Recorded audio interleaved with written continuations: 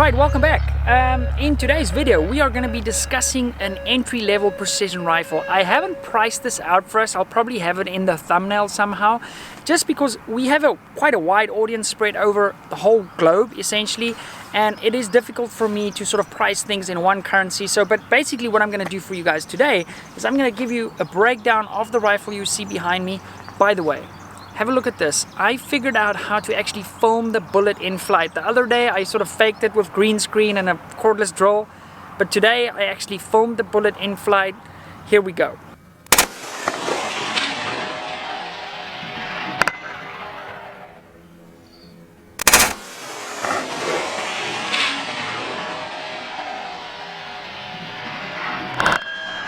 How cool is that? And I've only seen it on the little playback screen on the LCD screen on the camera. I haven't watched this on 4K, but I'm thinking if it looks that cool on the little tiny screen with like no resolution, it's gonna look freaking awesome on the big screen. So yeah, I'm super pumped for that.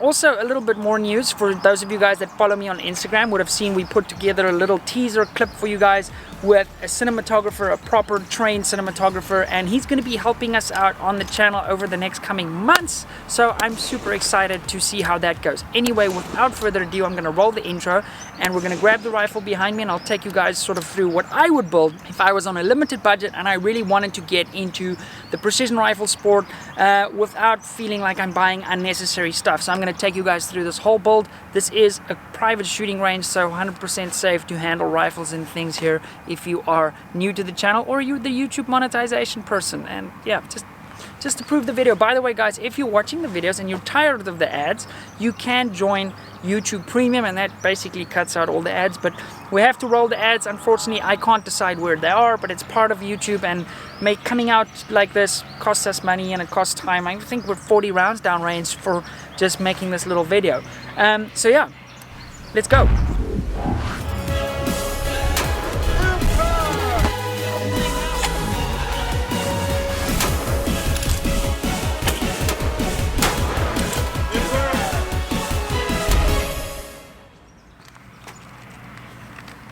Okay, so this is what I would buy if I was on a budget. First of all, let's start with the barreled action. The barreled action in this specific rifle is a Howa 1500. Okay, it's been modified a little bit, but let's not worry too much about that. Basically, the only thing we did here was do some fluting. By the way, if the light appears to be changing, this is the latest we've ever come out to the range. The sun is about to set in the next 10 minutes. So yeah, lastminute.com video. Rifle is clear. So I've got my barreled action of choice in 6.5 Creedmoor in this scenario on a RX chassis. Also, same guys that make the MDT chassis that you guys are used to seeing on the channel. By the way, thanks to MDT for sponsoring today's video. That also helps us to pay the bills. So if you want to shop something like this or something a little bit more premium, you can head over to mdttac.com. I'll put the little website down here for your next chassis system. So when you buy a Howa 1500, if you're not just buying the barreled action, if you're buying the complete rifle, that sort of synthetic stock that it comes with is absolute junk. It does the job if that's what you have and you're going hunting, but to sort of enter the precision rifle sport, the biggest thing you're going to lack there is a detachable mag. Now they do make a little kit that you can drop that in, but for the type of money you're going to be spending to get a proper mag and that kit, I would really recommend that you perhaps step up to something a little bit more premium like this. Now in this case I'm running the RX chassis for the Howa 1500. It's super easy to do. I've done some install videos in the past. 2 screws out, drop this in, and you're good to go. Now I have made some modifications to this. You guys will see I am running the vertical grip on this just because I have that vertical grip on all my rifles, and that helps me with my small little hands to get a little bit closer on that trigger finger. So other modifications we've done to this, we have put a little Picatinny rail on the front, and then we're running the Atlas Cal. Now all in, for us in South Africa, I'm going to break this down in rands. You guys can do that in whatever other currency you have. If you're looking at Howa 1500, just the barreled action, that's probably going to run you around about 9,500 Rand, give or take. The Atlas is going to run you around about 5K, and a little Picatinny rail, I just had one laying around. Scope rings, I'm using the Vortex PMR rings, 34mm.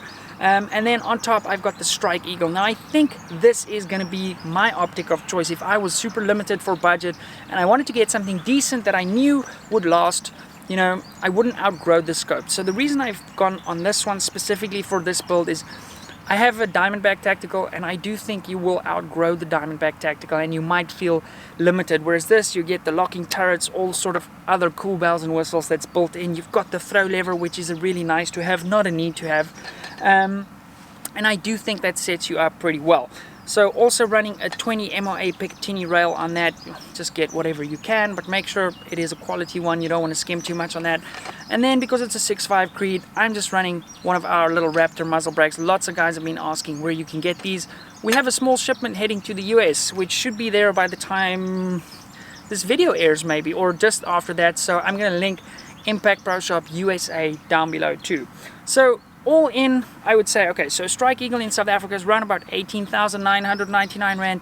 The rings on this is a little bit premium. I wish Vortex had the Pro rings available in 34mm, so that would bring down the price point of this little build a little bit. But the rings are premium. I also had them lying in a drawer, so that's maybe somewhere where you could spend a little bit extra money, but this is also something you really don't want to skimp on rings and get cheap rings on a nice scope like this. So because you're going to compromise your build. Because remember, a rifle really isn't the most complex piece of kit in the world, but your scope is a complex piece of kit. So if something's going to go wrong, it's probably going to go wrong in your scope. So make sure you're investing in good quality glass and a good quality set of rings. Okay, I've had this barrel fluted. Guy actually cut the wrong flutes in this. Oh, thanks, Warren. Our muzzle brake, Atlas on the front. Now, the reason I went for the Atlas, because the MDT Skypod is a little bit more premium. If you've got the extra funds and you want to go crazy on the bipod, then get that. Guys, whatever you do, don't buy the fake Atlas. They are crap. Support these guys, support the guys that are supporting you and supporting the sport, sponsoring events and stuff like that. So get the proper Atlas, don't skimp on that and buy a fake bipod, you know. The RX does ship with the magazine. However, I strongly recommend getting either a 10 round or a 12 round metal magazine. That's going to allow you to load those bullets out a little bit longer, and also obviously if you're shooting a stage with a higher round count, you're going to be limited with that plastic mag, and I have cracked one by being a little bit harsh on my kit. So overall, let's take this guy, set it up, shoot some barricades and things, and then we'll sort of wrap up this video in the studio.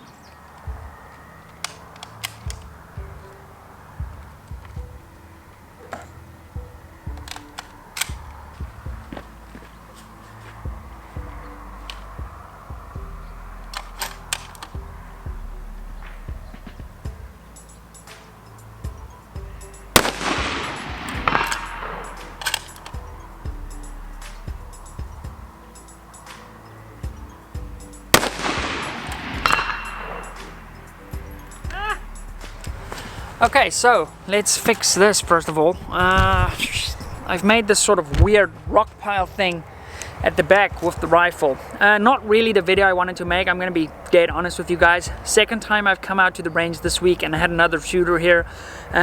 So we're gonna have to find a way to fix that, because making videos like this is not ideal and I can't do what I really want to do. Yeah, and with shots cracking off in the background, it is not the easiest thing to do. So kind of what I would do, Howa 1500, I've had really good results with all of the Howas that I've owned.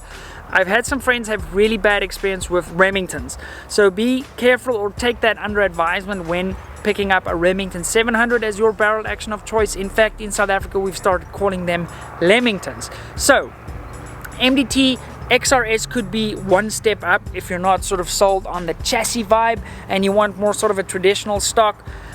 Lots of modularity in that platform, M-LOK, which I wish this had. It's the only drawback really for me on the RX chassis, that it doesn't have M-LOK. So if I could add anything RX version 2, please add some M-LOK on there for us guys, that would be awesome.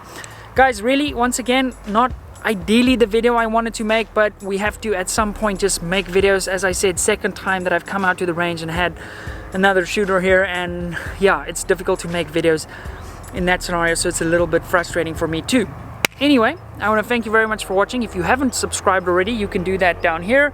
You can check us out on Patreon down here. We have a little group there, and if you want to check out some of our other videos, they'll be floating up here somewhere. I'm gonna pack up, head home.